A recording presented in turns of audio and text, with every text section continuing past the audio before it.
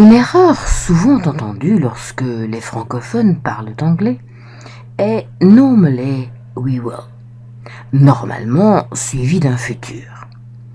Un anglophone ne comprend pas ce message. En fait, en français, nous utilisons l'adverbe normalement suivi d'un futur pour exprimer différents points de vue. La presque certitude fondée sur un sentiment personnel, je crois. La presque certitude fondée sur le fait qu'une décision a été prise, il est prévu que, ou encore la presque certitude résultant d'une conclusion logique. En outre, nous utilisons aussi normalement suivi d'un présent et dans ce cas synonyme d'habituellement. Comme je l'explique dans la vidéo d'introduction à Thinking the English Way, pour exprimer un point de vue en anglais, vous allez chercher le sujet et ensuite vous prenez une lentille exprimant le point de vue, l'angle sous lequel vous regardez les choses et au travers de cette lentille vous regardez le verbe à l'infinitif dans la sphère de temps présent-futur ou dans la sphère de temps passé. Le tableau que vous voyez et que vous pouvez télécharger sur le site mindsettingonline.com présente une synthèse complète des auxiliaires, ce que j'appelle les lentilles exprimant un point de vue, à travers lesquelles vous pouvez regarder un infinitif, présent-futur ou passé en anglais. Comme vous le voyez sur ce tableau, lorsque vous utilisez la lentille will, vous exprimez une intention et une certitude. C'est la raison pour laquelle un anglophone ne comprend pas normally suivi de will. Pour exprimer normalement je crois, l'auxiliaire, la lentille de l'anglais est should, devrait.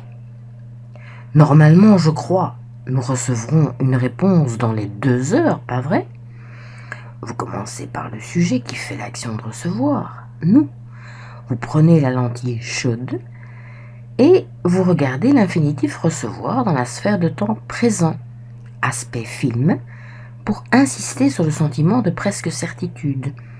Les 2 aspects du verbe anglais sont expliqués dans les capsules et sessions d'entraînement relatives au présent. Vous direz donc littéralement « Nous devrions recevoir ».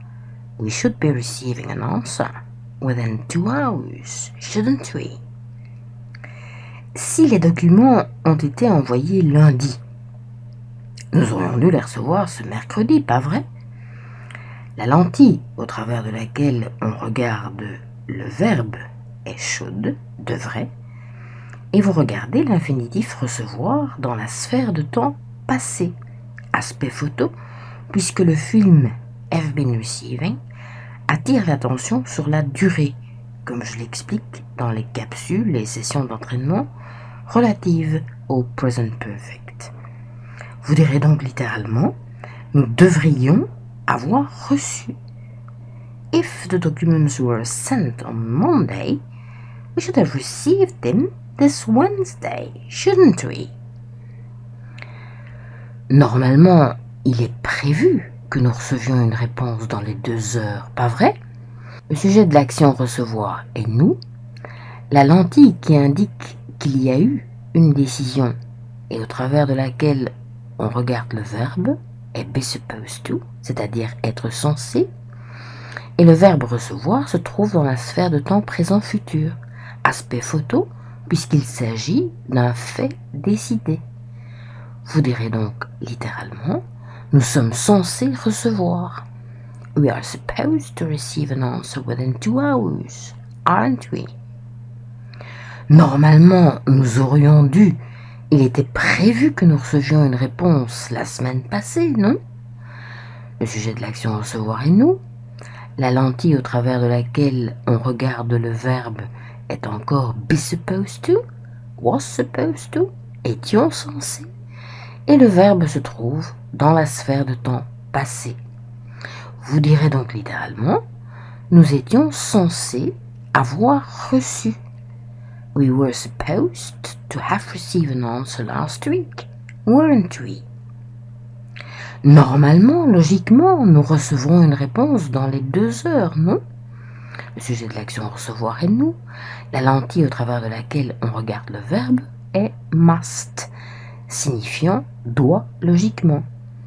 Et le verbe se trouve dans la sphère de temps présent-futur, aspect film, pour insister sur le sentiment de presque certitude. Littéralement, vous direz donc, nous devons logiquement recevoir. We must be receiving an answer within 2 hours, mustn't we? Normalement, logiquement, ils ont dû recevoir une réponse à l'heure qu'il est, pas vrai? Le sujet de l'action recevoir est il, they. La lentille au travers de laquelle on regarde le verbe est encore must, signifiant doit logiquement, mais le verbe se trouve cette fois dans la sphère de temps passé. Vous direz donc littéralement, ils doivent avoir reçu. They must have received an answer. By now, mustn't they? Normalement, nous recevons une réponse dans les 2 heures, pas vrai? Normalement, on n'exprime pas ici le point de vue de la presque certitude. Il est employé avec un verbe au présent pour insister sur le caractère habituel du fait. Il n'y a donc pas de lentille et vous devez placer le verbe sur la ligne du temps, au présent, aspect photo, puisque vous pouvez sous-entendre en général, comme je l'explique dans les capsules et sessions d'entraînement consacrées au présent anglais.